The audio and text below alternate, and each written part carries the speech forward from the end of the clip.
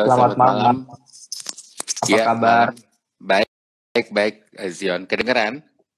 Kedengeran, jelas sekali. Oke, jelas ya. Oke, Oke. gimana? Sibuk, dokter? Ya, lumayan lah. Gimana, Zion? Ya, saya ya antara sibuk dan tidak sibuk. Masih tidak ada waktu. Oke, Ya, terima oke. kasih untuk kesediaannya menjadi narasumber di bincang-bincang kita di Indo TLC pada hari ini. Dan saya rasa dokter orang yang tepat untuk bicara tentang topik ini, hidup penuh makna sebagai. Jadi mungkin sebelumnya kita mau berkenalan dulu, jadi memperkenalkan Pak Ronald kepada para teman-teman yang akan menyaksikan kita. Mungkin Pak Ronald bisa perkenalkan diri, apa saja kegiatan aktivitas Dr. Ronald, dan ya khususnya yang berhubungan dengan HIV. Di situ ditulisnya sebagai dokter peduli HIV gitu ya. Mengapa Dr. Ronald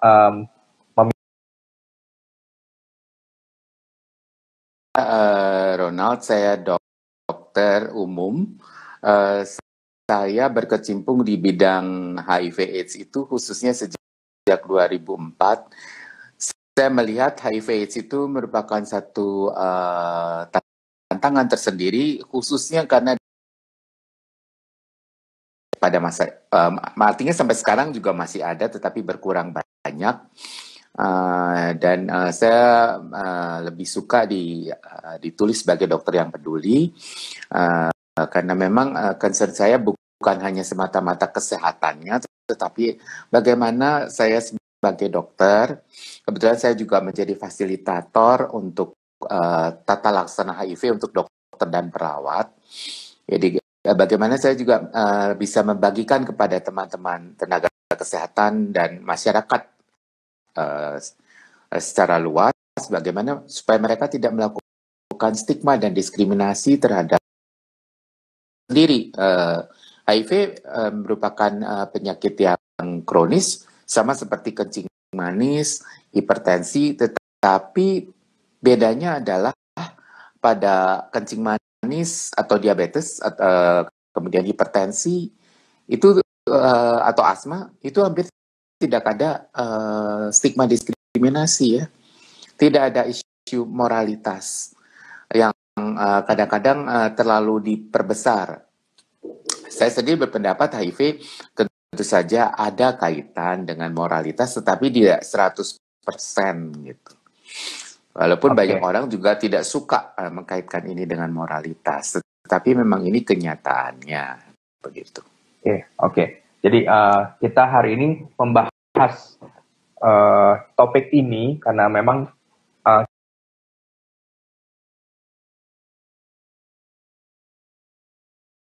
dan juga pandangan dari publik baik di Indonesia ataupun di luar Indonesia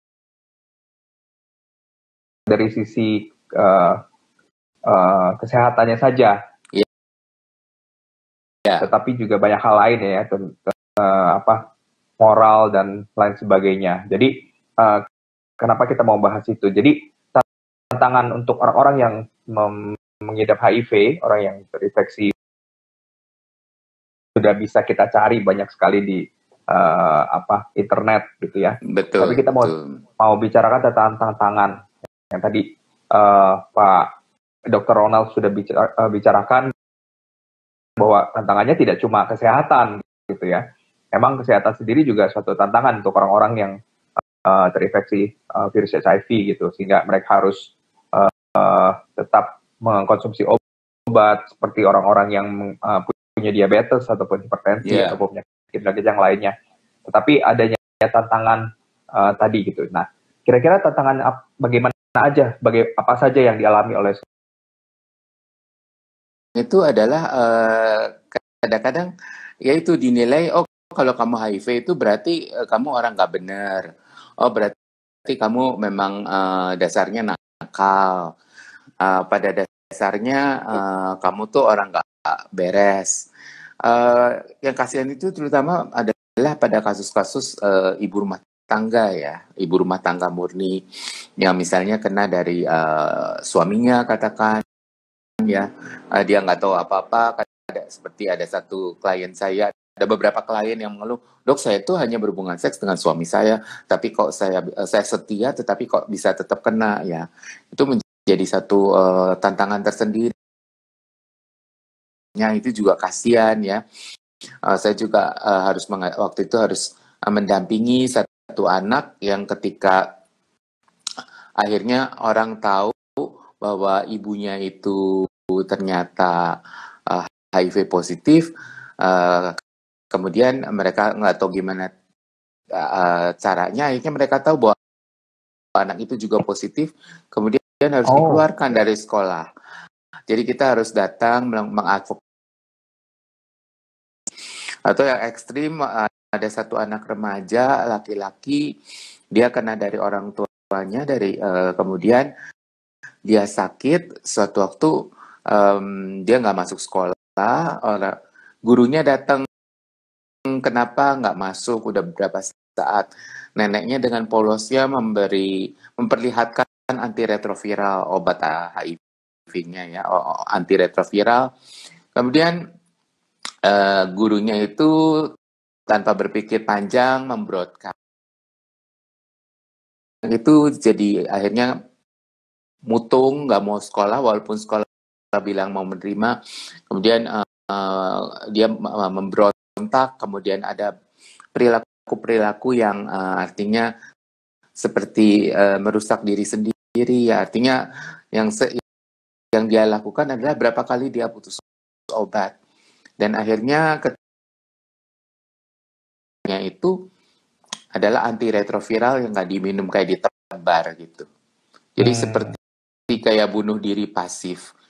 Itu sangat-sangat menyakitkan. Itu sangat menyakitkan buat saya sebagai dokternya. Saya waktu itu berusaha juga untuk mengajak dia ke psikolog, ternyata tidak berhasil. Terus terang saya merasa terpukul kalau ingat itu. Emang dia waktu itu kalau komunikasi dengan saya sampai udah ke level agak kasar. Jadi mungkin buat dia saya adalah representasi dari pihak-pihak yang pernah melukai dia, walaupun saya tidak langsung, tetapi mungkin karena saya lebih tua dan saya juga figur otoritas. Jadi seolah-olah kayak dia mungkin kadang melihat saya juga sebagai figur otoritas yang dulu melukai dia. Dan ya sayangnya untuk kasus itu akhirnya we lost the case gitu. Ibunya sih sampai sekarang masih berobat. Nah ini saya mau melihat bahwa ini adalah persoalan-persoalan yang muncul. Belum lagi kalau buat teman-teman itu lebih double stigma. Artinya orang masyarakat itu lebih bisa terima kalau dia dia kena HIV, tapi misalnya kenanya karena yang cowok jarum suntik atau kamu main cewek. Kalau kamu main cewek, cowok tuh artinya wajar, namanya juga laki-laki. Tapi begitu dia berhubungan seks sejenis, nah itu mulai rame ya, ribut.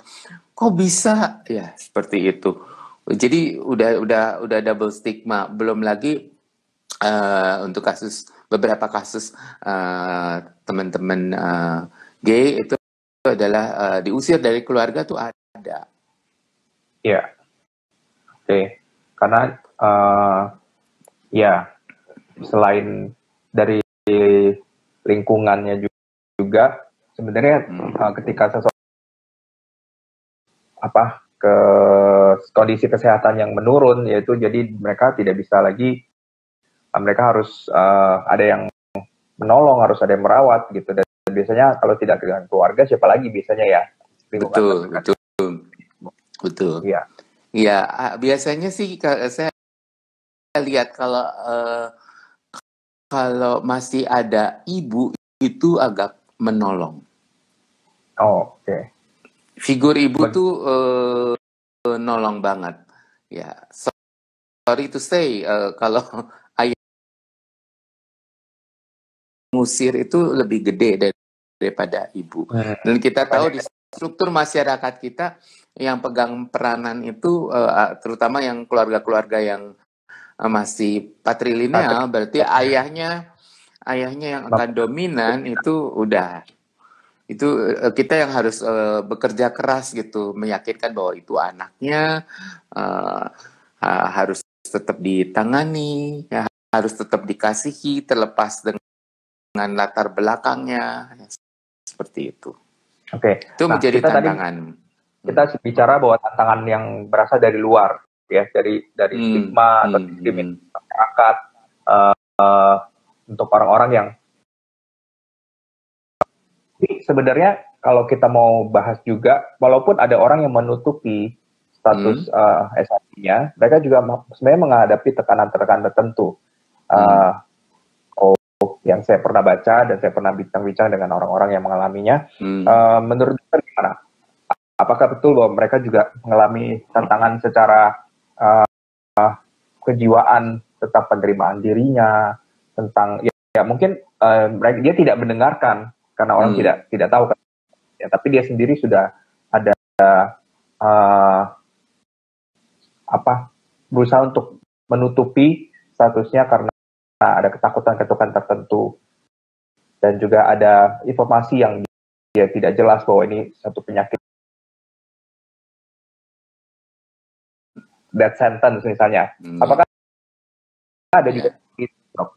Ada. Biasanya beberapa sikap adalah satu, biasanya marah, ya, kemudian denial atau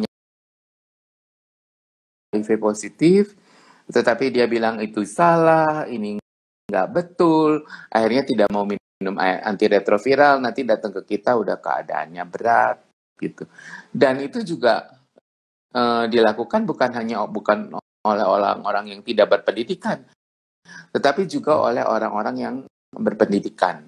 Itu juga mereka melakukan hal yang sama. Itu juga menyedihkan. Saya sebetulnya dia tenaga kesehatan, tetapi blunder gitu ya. Kok udah tahu tetapi nggak mau gitu, nggak mau berobat, nggak mau tes gitu.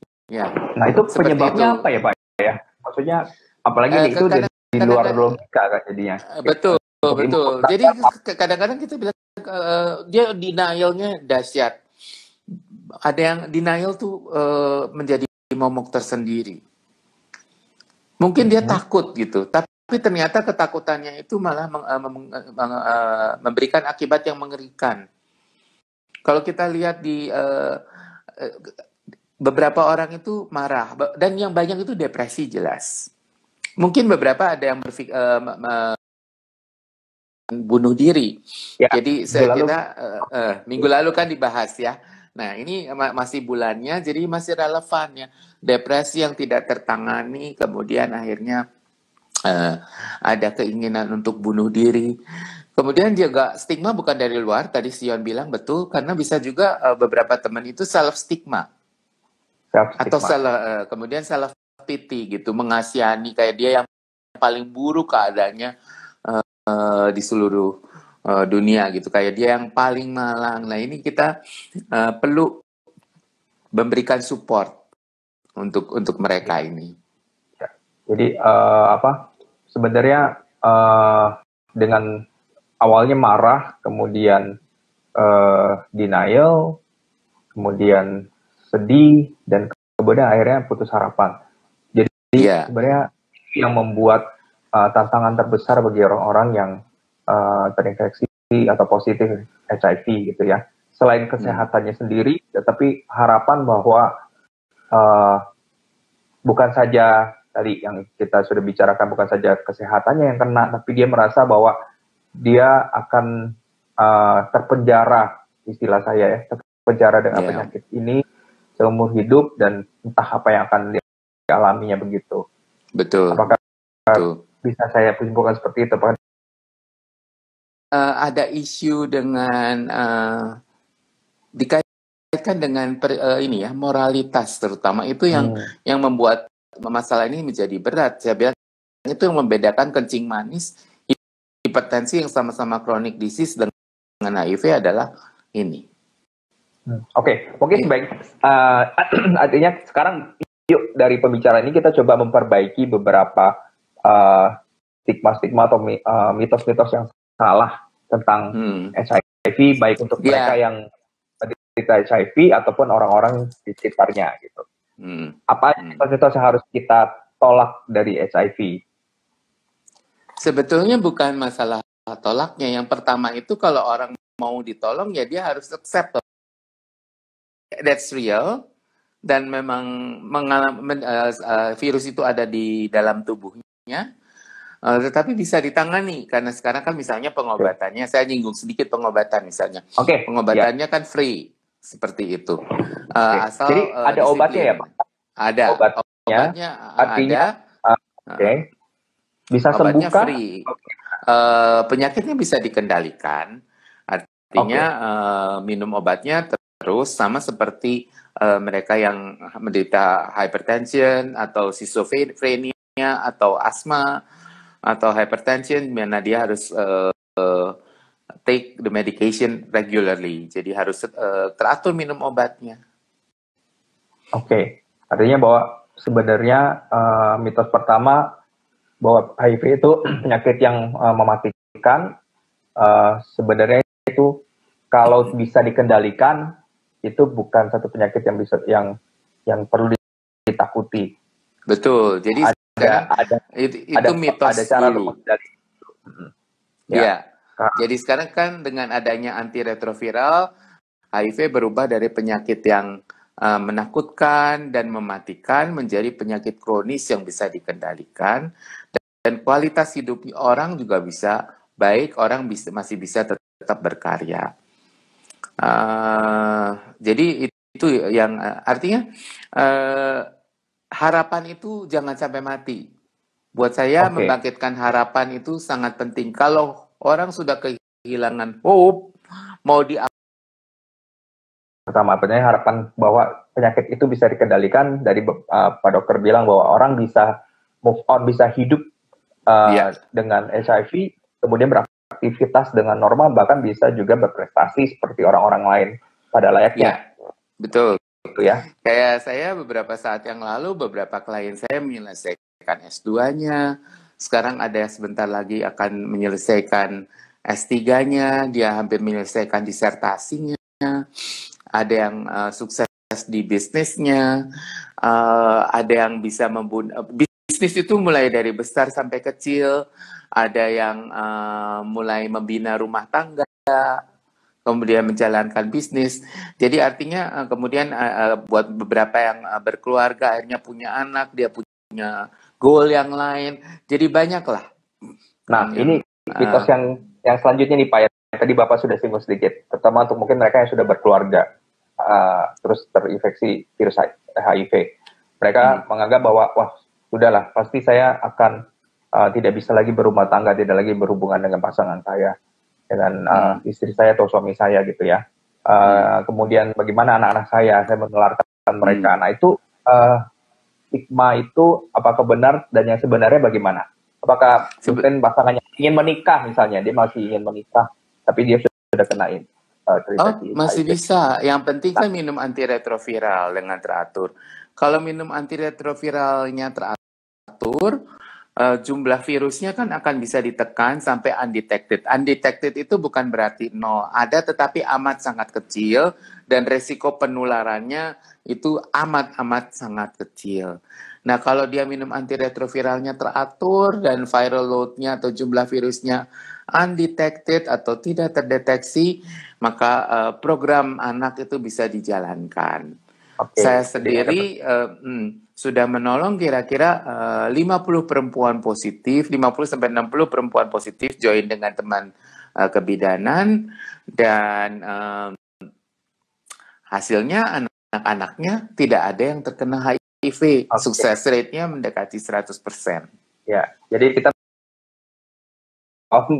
jadi orang-orang kalau pria dia yang kena HIV, dia bisa ketika itu terkendalikan, dia bisa menikah dengan istrinya dan istrinya tidak tertularkan.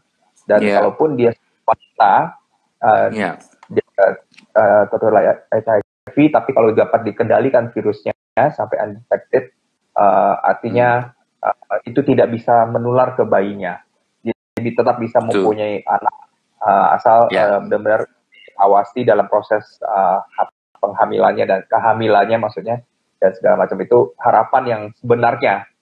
Dan mitos yang salah adalah bahwa tidak ada lagi bisa hubungan dengan pasangan, atau tidak lagi bisa punya anak. Itu mitos yang salah. Jadi betul. kita coba Betul. harapan. Apalagi nih Pak, Ya. kabar-kabar baik yang kita mau berikan kepada teman-teman kita mungkin yang dengan HIV. Banyak ya. Beberapa klien saya bahkan di samping mereka HIV, ada juga yang bipolar. Jadi dia Oke. ditreat dua-duanya dan masih bisa produktif. Yang satu seniwati, karya-karyanya bisa dipamerkan di luar negeri. Yang satu lagi dia jago IT. Kadang saya kalau nggak ngerti nanya dia. Oke. Jadi saya tertolong. Saya juga belajar. Jadi artinya mereka masih bisa berkarya sih buat teman-teman itu. Kemudian juga edukasi keluarga itu penting sekali. Edukasi keluarga itu sangat penting. Jadi bagaimana keluarga-keluarga itu diyakinkan bahwa walaupun ada anaknya atau pasangannya itu positif, bukan berarti itu akhir dari segalanya. Pasangannya itu bisa hidup sehat kembali, ya, pulih kembali dan bisa tetap produktif. Mungkin yang perlu ditekankan bahwa ya membangkitkan hope, ya, dan hidup itu masih bisa punya makna walaupun kamu HIV positif gitu. Oke, saya pernah dengar cerita Kebermaknaan nih Pak. hidup itu sangat penting. Iya, saya pernah dengar cerita dari seorang teman yang dengan HIV. Dia bilang sampai di orang tuanya memisahkan alat makan dia dengan yang lain seperti itu, sehingga dia merasa agak tersinggung dan depresi tentang itu. Nah, itu ada stigma apa nih yang salah dari Nah, tentang penularan? kadang-kadang tentang penularan. Nah, saya singgung sedikit lagi. Mungkin ini refreshing aja buat teman-teman bahwa HIV itu ada di 4 cairan tubuh. Dari situ kita tinggal turunkan penularannya apa.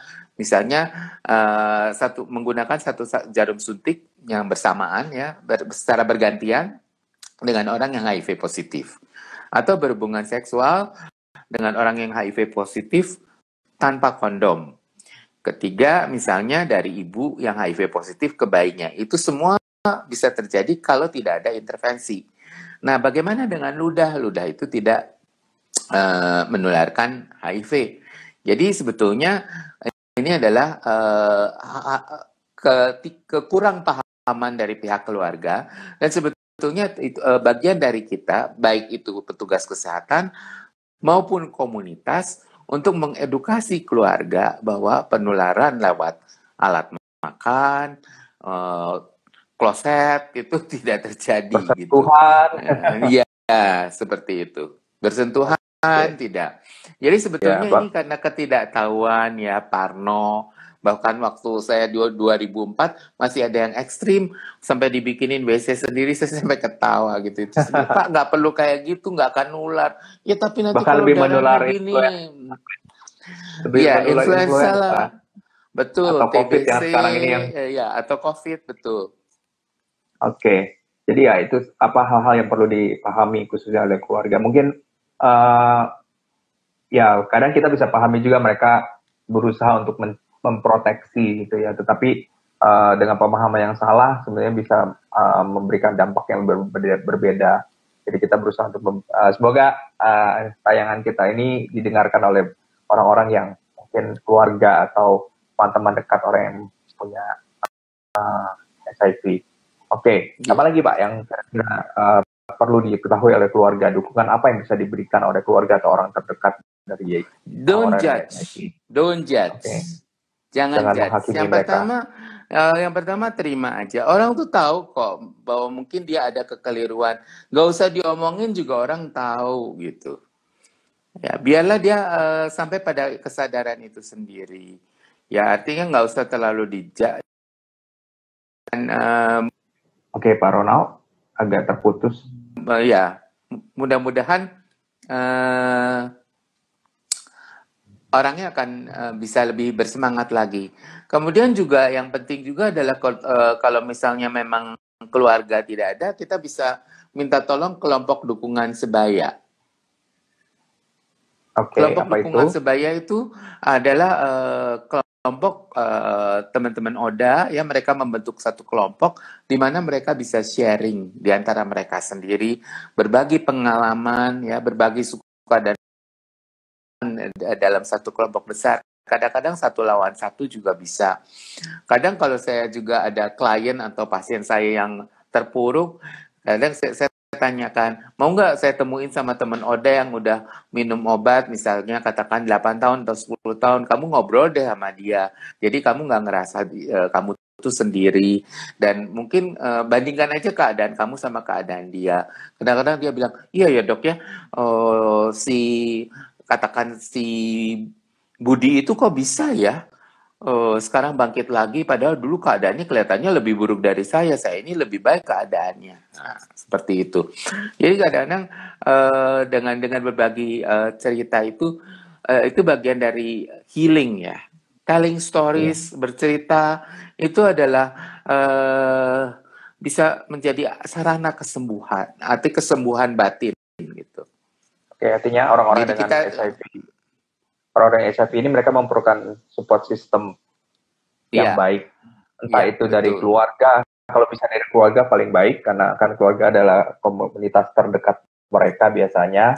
Atau kalau tidak dibuat satu support system, tadi Bapak bilang dari kelompok dampingan sebaya, kelompok dukungan sebaya, atau support system yang lain untuk teman-teman yang mungkin mempunyai ketergantungan sama jenis. TLC atau Transfer Committee juga mau menjadi support system buat mereka untuk membangkitkan semangat mereka. Atau bisa juga kalau misalnya takut benar-benar untuk terbuka dalam kelompok, bisa ke tenaga medis dari Pak Dokter ataupun tenaga-tenaga konsulting yang lain yang sekarang sudah banyak sebenarnya bertebaran di mana-mana, dan mereka bersiap untuk dan sebenarnya sekarang bukan lagi suatu hal yang mewah ya kalau kita dibilang untuk mau konseling dengan orang-orang yang memang ahli di bidang itu, untuk mereka bisa disupport. Begitu Pak? Ya, artinya ini menjadi satu kebutuhan. Jadi bukan hanya masalah fisik saja, tetapi masalah psikologisnya dan juga masalah spiritual itu juga perlu disentuh. Oke, gimana tuh maksudnya Pak? Bisa dielaborasikan tentang masalah spiritual? Karena banyak orang merasa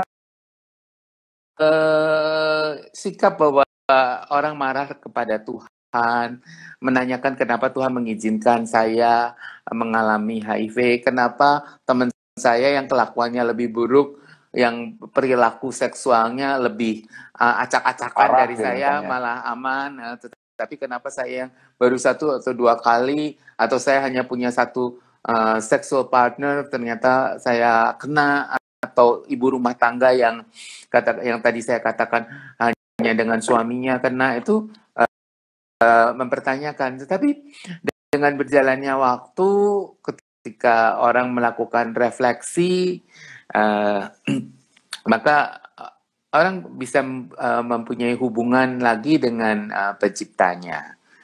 Artinya yang seringkali membuat hal menjadi lebih buruk adalah orang-orang sekitar ya, atau maaf kata orang-orang yang merasa dirinya lebih tahu soal agama, kadang-kadang menjudge, belum apa-apa udah ngomongnya soal surga neraka. Padahal orang butuhnya disupport ya, bahwa Allah itu kasih. Mungkin pelan-pelan dikatakan bahwa ada pengampunan seperti itu, bukan masalah ngomongin penghukumannya gitu. Karena banyak kali ini salah ya, salah kaprah. Jadi belum apa-apa orang udah bilang sabar ya, pasti ada jalan keluar, pasti ada maksud Tuhan. Iya, yang ngomong enak, yang ngalamin kan nggak enak. Kadang-kadang kata-katanya itu malah menyakiti gitu, bukan membangun. Justru yang dibutuhkan oleh teman-teman itu salah satunya adalah ada orang yang mau mendengarkan. Jadi masalah itu akan, dan mungkin satu apa metafora yang bisa kita berikan adalah kalau misalnya orang itu kan merasa terhukum seperti itu ya, maksudnya bagaimana Tuhan bisa menerima saya. Tapi kalau misalnya ada orang-orang di sekitar mereka yang bisa menerima mereka, itu bisa seperti ya perwakilan Tuhan yang menerima orang-orang tersebut tanpa adanya judgement yang tidak perlu untuk mereka bisa merasa tetap dikasihi seperti itu. Kurang betul, gitu nggak Pak? betul.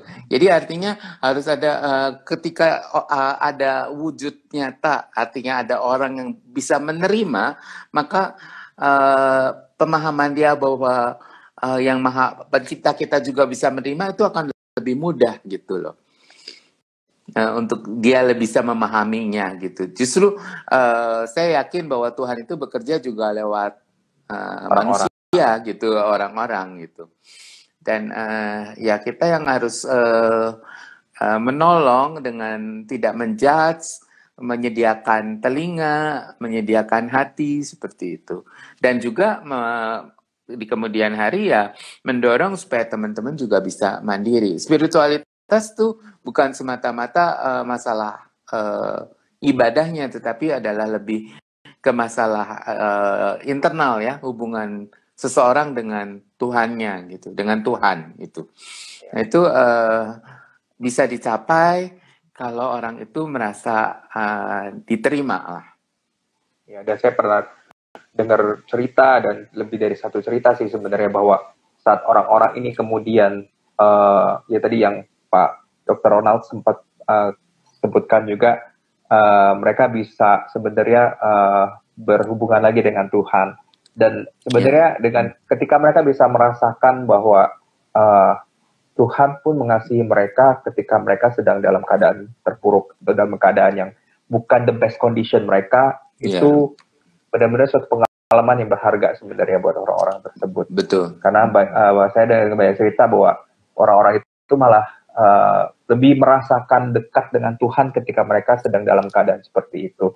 Dan itu pengalaman yang mungkin tidak semua orang bisa merasakan gitu kalau tidak berada dalam kondisi yang seperti orang-orang yang teman-teman kita yang terinfeksi dengan HIV seperti itu. Betul. Pernah dengar seperti itu juga Pak dari iya, artinya menurut saya itu semacam pilgrimage ya, itu semacam ziarah rohaninya. Jadi setiap orang punya istilahnya masa-masa padang gurunnya. Kalau kita istilahnya ada masalah desert gitu ya, masalah bagaimana dia mengalami kekeringan, kemarahan, pergumulan, dan at the end of the day ketika dia bisa berdamai dengan penciptanya, dengan diri sendiri, dia akan menjadi pribadi yang bisa memberikan pengaruh ya, impact yang sangat baik untuk lingkungannya walaupun dia HIV positif. Oke. Sebelum kita lanjutkan pembicaraan, saya mau mengingatkan bagi teman-teman yang sedang menyaksikan, teman-teman bisa mengajukan pertanyaan-pertanyaan untuk bisa kita diskusikan atau nanti dijawab oleh Dr. Ronald. Mungkin ada stigma atau pertanyaan apapun yang berhubungan dengan topik kita, silakan untuk ditanyakan baik di kolom komentar ataupun di question box untuk nanti kita bisa bahas bersama-sama. Oke. Kita lanjut lagi ya Dok ya, makin seru nih. Oke, silakan. Oke. Saya tertarik dengan kasus-kasus nyata sih Pak. Jadi dokter pas tadi sudah bilang sudah menangani klien-klien yang mempunyai positif HIV gitu. Ada nggak cerita-cerita atau kisah-kisah yang mungkin bisa menolong membangkitkan semangat teman-teman yang mendengarkan kita pada saat ini? Oh iya ada. Saya punya seorang klien ya. Dia gay, kemudian dia juga HIV positif. Akhirnya dia memutuskan untuk menikah. Pasangannya, calonnya pada saat itu tahu bahwa dia gay dan dia juga HIV positif, tetapi dia punya komitmen untuk kalau misalnya istilahnya di TLC ya menjalani satu transformasi gitu, atau kalau mungkin saudara-saudara kita yang muslim itu istilahnya hijrah seperti itu. Nah, prosesnya memang tidak mudah ya. Akhirnya mereka menikah, punya keluarga, kemudian mereka saya tanya, tantangannya apa? Oh ya, ada ketertarikan sejenis tidak mungkin hilang 100%. Tetapi saya sekarang juga belajar untuk menjalani satu akuntabilitas. Saya tidak sekarang HP saya tidak pernah saya lock gitu. Jadi istri saya bisa ngecek dan dia boleh menanyakan. Itu bagian dari akuntabilitas. Sekarang pernikahannya sudah berjalan di tahun ketiga, ya ada up and down seperti lazimnya pada keluarga-keluarga muda. Tetapi mereka yang saya suka adalah mereka bilang, ya kami berjuang bersama-sama. Mungkin nih kayaknya kita lagi krisis, kita butuh ke penasehat pernikahan atau ke psikolog pernikahan, ya sampai ngomong gitu. Supaya keluarga kami lebih baik lagi, ya seperti itu. Jadi orang itu bisa bangkit. Orang itu bisa menjadi lebih baik lagi. Bukan berarti tidak pernah jatuh. Tetapi kalau jatuh, dia bisa bangkit kembali. Itu buat saya sangat inspiring. Ya, tidak mudah loh itu naik turun kayak gitu. Saya salut sama istrinya. Saya juga respect dengan teman saya itu. Ya, dan itu sangat-sangat membangkitkan, sangat inspiring buat saya. Itu nggak mudah loh, artinya buat perempuannya juga nggak mudah ya menerima suami yang positif dan juga gay seperti itu. Nah ini menjadi satu tantangan tersendiri. Tapi saya sih mendoakan supaya mereka rumah tangganya langgeng seperti itu. Atau saya juga lihat ada beberapa orang yang memulai, artinya di tengah-tengah keterpurukannya, dia akhirnya memulai satu bisnis dan bisnisnya maju. Oh, saya tahu satu bekas, kebetulan ini bekas pengguna narkoba suntik. Dulunya dia adalah bandar narkoba. Sekarang, wih, dia jadi agen gas, kemudian agen beras, dan dia bisa mencukupi kehidupan keluarganya. Ketika orang-orang melihat dia, mereka bilang, wih orang ini kok bisa berubah ya. Dulu mana kepikir sih, dulu kan dia bandar narkoba, kok sekarang bisa lain hidupnya gitu. Artinya dia bahkan ketika kakaknya, dia sendiri sekolah tinggi negeri ternama di salah satu kota, suatu waktu di PHK, kemudian pas waktu itu istrinya melahirkan. Dan yang menolong adalah teman saya itu. Dia bilang, ya kita sampai bilang gak kebayang ya, abang kamu yang kuliah di perguruan tinggi elit di negara ini, akhirnya kamu yang bantu. Ya boleh dibilang kamu kan gitu, atau kamu kayak sampah. Tapi enggak.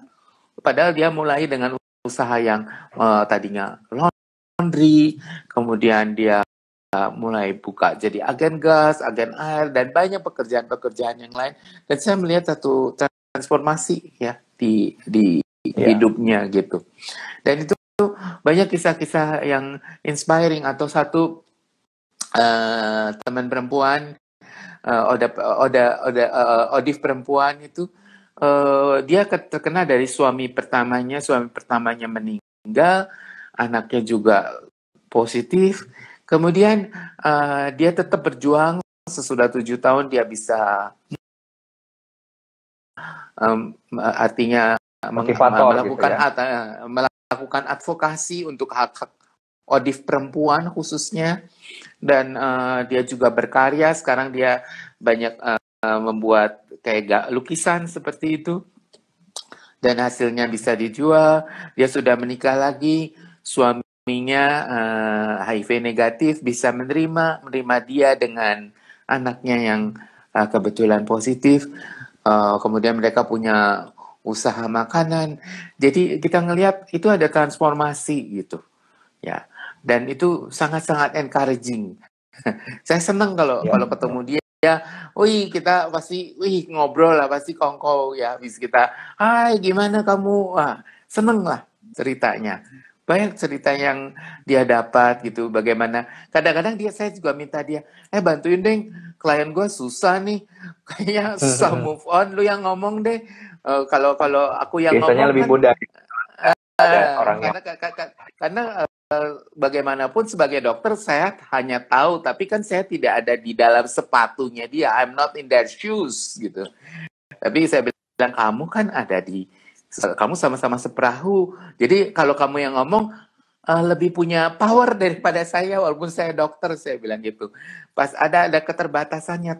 Kalau sesama udah bisa saling encourage, itu wah keren gitu.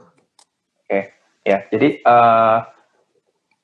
sesuai dengan tema kita hidup bermakna dengan HIV, itu bisa terjadi seperti tadi kisah-kisah yang Pak Dokter ceritakan, itu sebenarnya satu misteri ilahi bahwa sebenarnya kejadian ini menjadi satu turning point seseorang untuk merubah kehidupannya yang dulu menjadi satu kehidupan yang baru, satu transformasi. Entah itu relasi yang dipulihkan, hubungan antara suami istri yang menjadi lebih terbuka satu dengan yang lain, yang bisa support. Yang tadi lagi ya, kalau ketika dia menemukan semangat dari pengalamannya sendiri, bahkan dia bisa menjadi penyemangat bagi orang lain, menjadi motivator bagi orang lain. Dan misteri ilahi yang kita nggak tahu bagaimana itu bisa terjadi, hanya Tuhan yang tahu bagaimana dia bisa memasak suatu bisa dibilang kisah sedih dari seseorang, kisah yang mungkin tidak pernah diinginkan oleh siapapun, tapi Tuhan bisa pakai itu untuk mengubah sebagai turning point, perubahan yang transformasi yang tadi Pak Dokter banyak gunakan istilah itu, transformasi dalam kehidupan seseorang yang luar biasa. Dan itu menjadikan hidup seseorang menjadi bermakna, karena kehidupan itu menjadi lebih berarti dengan banyaknya kontribusi yang bisa diberikan juga bagi orang-orang lain. Betul. Pak Dokter, kita udah ada beberapa pertanyaan nih. Iya, silakan. Nanti kita akan balik lagi ke sana ya. Ya. Kalau mau tes HIV itu di mana ya? Jadi ini ada pertanyaan. Kalau tes HIV ini bisa kalau di seluruh Indonesia rasanya sekarang bisa dilakukan. Memang tergantung wilayah, tetapi pasti di satu kota ada puskesmas yang bisa melakukan tes itu. Bisa di rumah sakit dan bisa di lab swasta. Tergantung Anda mau di mana. Tetapi artinya tentu saja kalau di puskesmas atau di rumah sakit pemerintah tentu dari segi kos ya lebih murah dibandingkan dengan atau di lab swasta tentu lebih mahal. Tapi intinya adalah tempatnya hampir di banyak tempat. Apakah ada perbedaan tentang, mungkin banyak orang tuh sebenarnya takut tentang confidentiality ketika mereka mau tes HIV ini. Apakah ada perbedaan antara satu tempat dengan tempat lain? Kalau mengenai confidentiality sekarang rasanya udah jauh lebih baik ya. Soalnya buat orang-orang sekarang HIV terutama di kota-kota yang jangan kan di kota besar ya, kota-kota kayak kabupaten gitu juga sekarang orang-orang udah mulai terbiasa ya. Oh, mau tes HIV ya udah tes gitu. Ya mungkin ada yang masih kepo gitu petugasnya, tapi jumlahnya relatif lebih kecil dibandingkan di awal-awal pandemi ini ya. HIV itu ngomong-ngomong pandemi juga loh. Juga ya, walaupun sudah berlangsung lebih. Waktu awal-awal tapi dimasuk pandemi juga. Ya sudah terkendali itu ya kabar baiknya. Ini ya dan lainnya beda. Sorry? Beda HIV dengan AIDS ya. Apa bedanya HIV dengan AIDS? Bedanya HIV dengan AIDS gini ya teman-teman. Kalau HIV itu kan nama virusnya Human Immunodeficiency Virus. Nah itu dibagi menjadi 4 stadium. Nah untuk mudahnya AIDS itu adalah HIV stadium 4 gitu. Jadi boleh kayak kanker gitu stadium 4, berarti AIDS itu HIV stadium 4. Nah itu biasanya ditandai dengan adanya penyakit penyerta atau infeksi opportunistik ya. Misalnya ada infeksi meningitis ya. Meningitis itu adalah radang selaput otak yang bisa disebabkan oleh TBC, misalnya oleh jamur, oleh toksoplasma, ya. Kemudian ada juga yang mengalami TBC, ya. Nah, jadi atau diare yang kronis, badannya kurus, ya. Tetapi itu nggak semua kayak gitu loh ya. Kalau yang awal-awal badannya seperti Sionda saya, nggak kelihatan gitu ya. Jadi HIV itu adalah penyakit dengan 1001 wajah ya teman-teman. Jadi yang disebut dengan AIDS adalah orang yang dengan HIV yang disertai dengan penyakit penyerta atau infeksi oportunistik yang dikatakan cukup berat. Tetapi bukan berarti kalau udah AIDS itu langsung death sentence gitu. Apa hukuman mati? Oh enggak.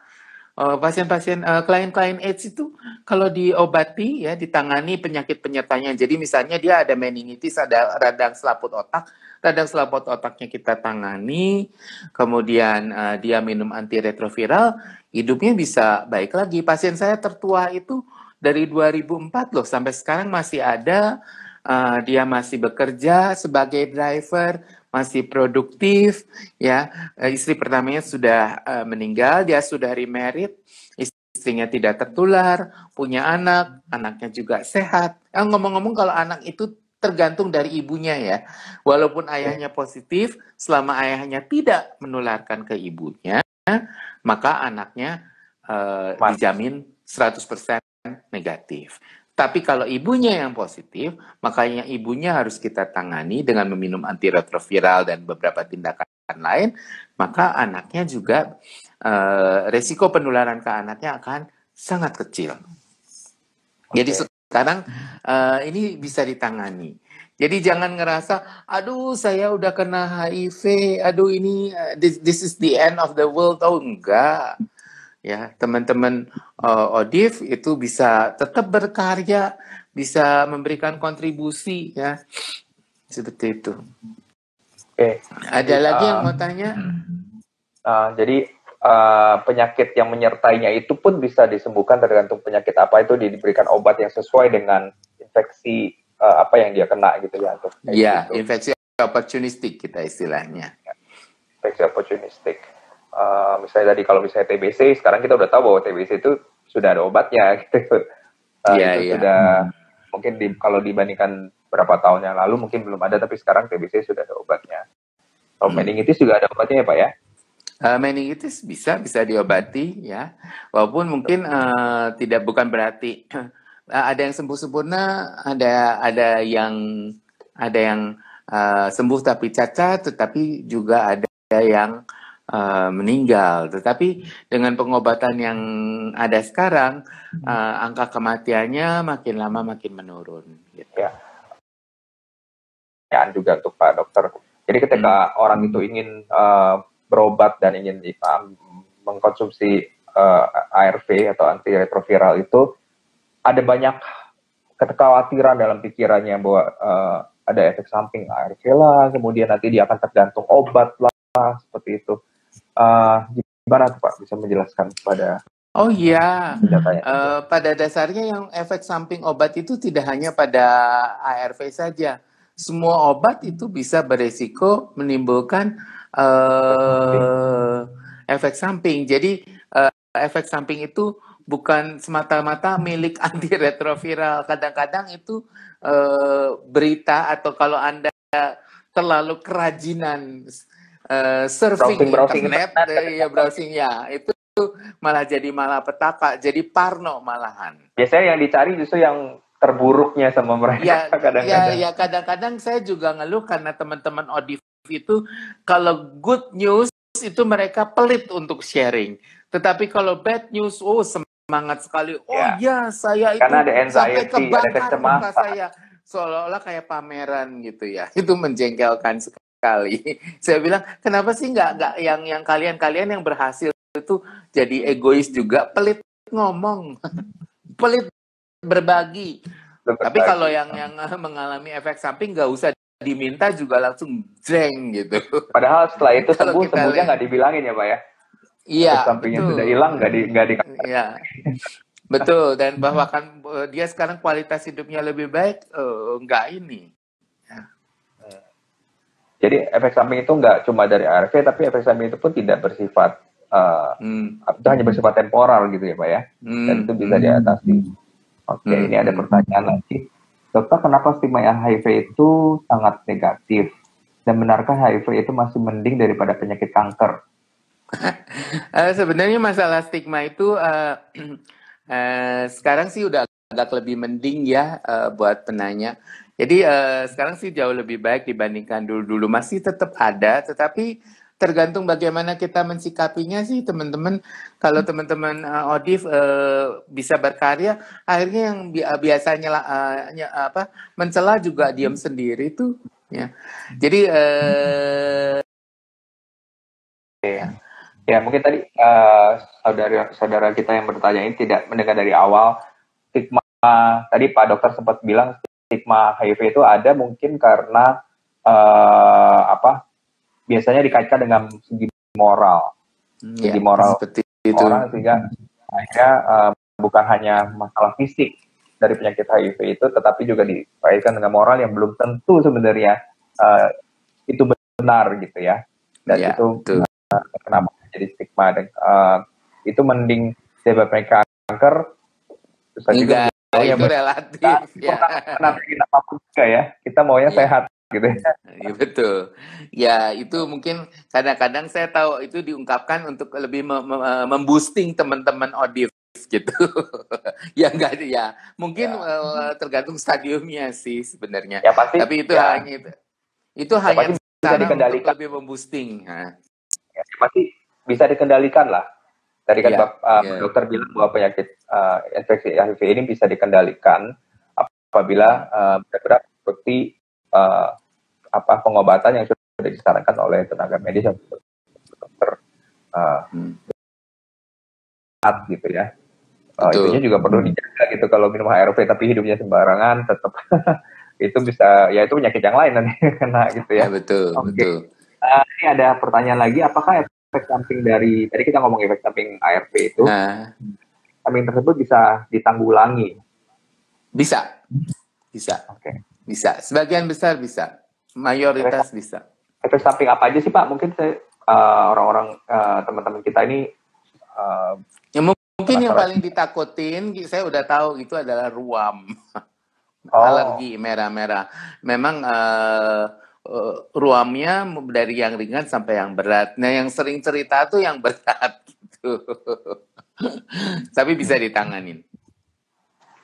Bisa ditanganin. Ya, bisa ditanganin. Dan itu juga sebenarnya efek samping itu terjadi karena apa Pak? Apakah tidak cocok dengan obatnya? Kalau tidak cocok, apakah bisa diganti dengan varian yang lain? Biasanya iya, kalau namanya alergi kan obatnya tidak cocok. Ada yang bisa kita berikan obat tambahan sehingga tidak perlu diganti, tetapi ada juga yang perlu diganti. Nanti kita lihat efek sampingnya apa dan berat ringannya dari efek sampingnya. Ya, lanjut, ini ada pertanyaan. Mulai banyak nih, saya bacakannya. Seiring bertambah usia penderita, apakah ada kemungkinan menjadi AIDS karena penyakit bawaan yang menyerang seperti penderita diabetes dan hipertensi? Jadi maksudnya gitu. Ya, sekarang kan dengan minum ARV, kalau minum ARV-nya patuh, kalau dia belum masuk ke AIDS ya dia bisa tetap hidup dengan kualitas yang baik tanpa perlu masuk ke fase AIDS. Makanya kalau untuk pasien, untuk klien Odif itu sekarang kita periksa jumlah virus itu setiap tahun. Dan sekarang ini kalau misalnya jumlah virusnya sekali waktu itu naik, kepatuhannya baik, maka kita mempertimbangkan untuk mengganti antiretroviralnya. Jadi berharap, kita berdoa supaya obat yang definitif bisa menyembuhkan itu bisa ditemukan sehingga orang tidak perlu minum ARV seumur hidup. Sampai saat ini research masih berjalan, tetapi sampai saat ini belum ada obat yang bisa menyembuhkan secara definitif. Ya. Ya. Tapi artinya kalau kita mengkonsumsi ARV secara rutin, kemungkinan menjadi AIDS itu kemungkinannya tidak ada Pak ya? Kalau kemungkinannya kecil sekali ya. Kecil sekali, oke. Pertanyaan lain, dokter, ARV benarkah sudah ada yang suntikan seminggu 1 kali di luar negeri? Memang sudah ada yang seminggu sekali atau sebulan sekali, tetapi ya belum bisa masuk ke sini karena biayanya mahal. Harganya mahal. Itu kan baru masih mahal ya. Dan kita juga masih perlu ingat ya bahwa kalau kita disuntik itu kedisiplinannya sanggup nggak, sedangkan yang suntik KB aja kadang-kadang bolong-bolong. Kebobolan gitu ya. Iya. Jadi semua ada plus minusnya ya. Oke. Ya. Ya, mungkin buat beberapa orang yang bisa disiplin ketat, mungkin kalau nanti obatnya masuk bisa saja sih diberikan suntikan ya, yang entah per minggu atau per bulan seperti itu. Oke. Ya. Ini pertanyaan-pertanyaan yang diberikan menandakan sebenarnya masih banyak orang-orang yang tidak begitu paham gitu tentang pengobatan-pengobatan dari orang dengan HIV. Dan sebenarnya gimana Pak Dokter mengusulkan kalau misalnya ada orang-orang yang punya pertanyaan, apakah lebih baik mereka riset sendiri di internet atau lebih baik dia bertanya kepada tenaga-tenaga medis atau kepada dokter yang bisa memberikan jawaban? Artinya gini, dua-duanya bisa dilakukan. Biasanya kita nggak mungkin jelaskan secara detail karena keterbatasan waktu. Nah, cuma kita akan bisa menyarankan laman-laman mana yang bisa dipercaya gitu. Misalnya untuk di Indonesia materi-materi dari Spiritia itu bagus. Ya, www.spiritia.org.id. Nah itu materinya bisa dipercaya dan bisa mudah dipahami oleh istilahnya non medis atau teman-teman ODIF ya. Mereka juga punya seri buku kecil yang teman-teman kalau dulu sih bisa didapatkan, tetapi karena sekarang lagi COVID mungkin agak sulit, teman-teman mungkin bisa unggah ya, bisa di-download. Oke. Betul. Jadi kalaupun mau mencari dari internet harus dia perhatikan sumbernya ya, sama lah dengan berita-berita yang lain ya, banyak berita hoax. Betul. Atau mungkin dari Kemenkes ya, atau mungkin dari WHO ya, atau dari CDC. Kalau buat teman-teman yang bisa berbahasa Inggris cukup lancar bisa mengakses WHO atau CDC. Tetapi kalau yang bahasa Indonesia yang dari Spiritia atau Kemenkes itu cukup membantu. Teman-teman masih bisa diajukan untuk pertanyaan-pertanyaan tersebut. Dr. Ronald, saya tunggu untuk bisa kembali ke IG Live kami.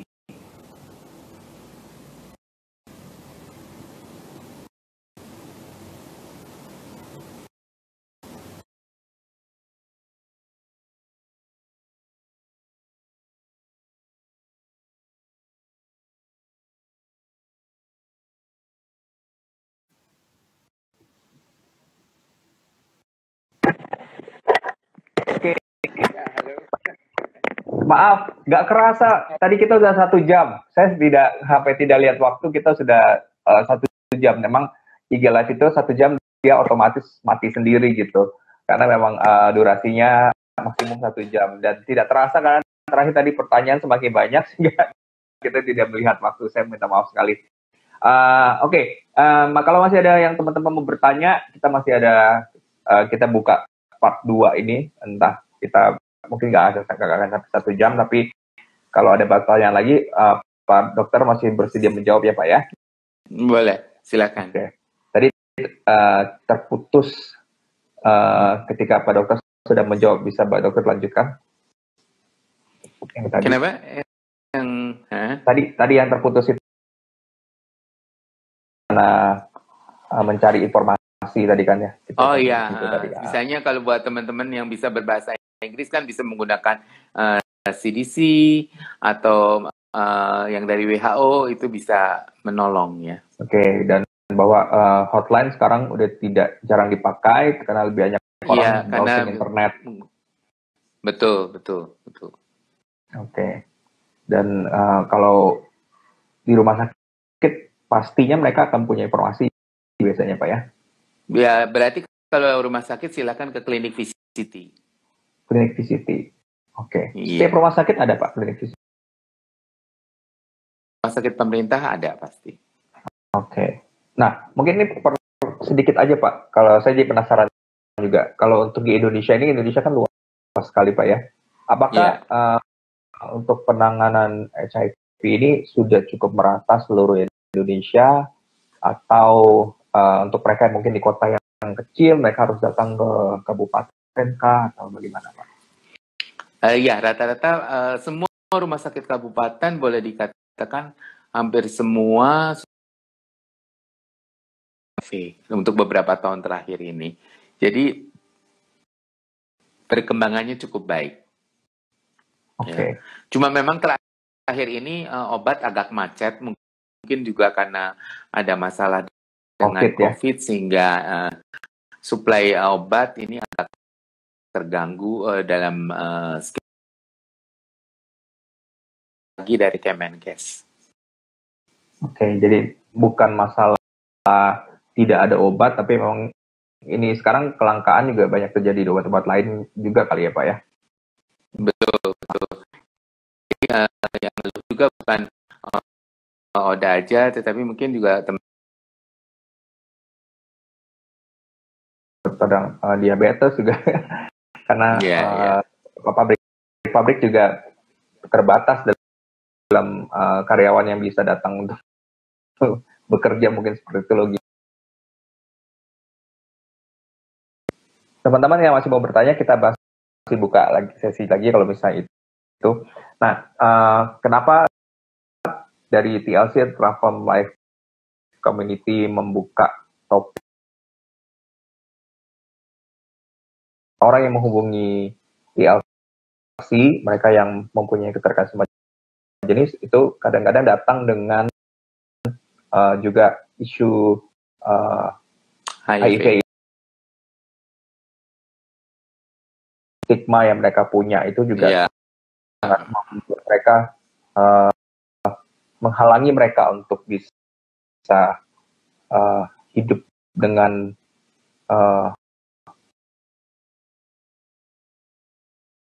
keterkaitan jenisnya, ditambah lagi menerima keadaannya sebagai ODIF gitu ya. Jadi kita di sini sudah mengatakan bahwa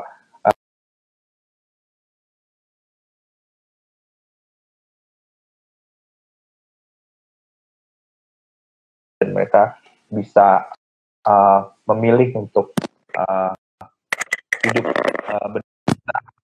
di dalam pilihan untuk menjadi seorang yang mengikuti apa yang Tuhan inginkan. Tapi saat ini kita bicarakan juga tentang bahkan mereka dengan mempunyai infeksi HIV pun, mereka HIV positif, mereka punya harapan juga dari pembicaraan tadi yang kita sudah bicarakan panjang lebar ya Pak ya. Itu sangat mungkin bagi orang-orang dengan HIV seperti itu. Oke. Dan bisa move on. Bisa move on, bahkan move up Pak, kalau saya bilang. Tidak hanya move on. Karena tadi kita Pak Dokter menceritakan cerita-cerita nyata, kisah-kisah nyata dari orang-orang dengan HIV, ketika mereka bisa melewati masa-masa kritis mereka, masa-masa sulit mereka, bahkan mereka bisa menjadi turning point buat mereka, bisa mempunyai relasi yang lebih baik dengan pasangan mereka, dengan suami atau istri mereka bisa kemudian menjadi berkat, menjadi motivasi bagi orang lain yang mungkin juga mengalami yang sama yang dokter sudah ceritakan tadi. Jadi hidup bermakna itu tidak hanya move on, tapi mereka juga bisa move up. Saya kira seperti itu. Ya, thank you banget Pak Dr. Ronald untuk waktunya. Maaf sudah menggunakan waktunya lebih dari 1 jam. Saya yakin pembicaraan kita sangat bermanfaat. Terus Pak, dan terima kasih untuk peduli kepada teman-teman yang HIV, dan juga selamat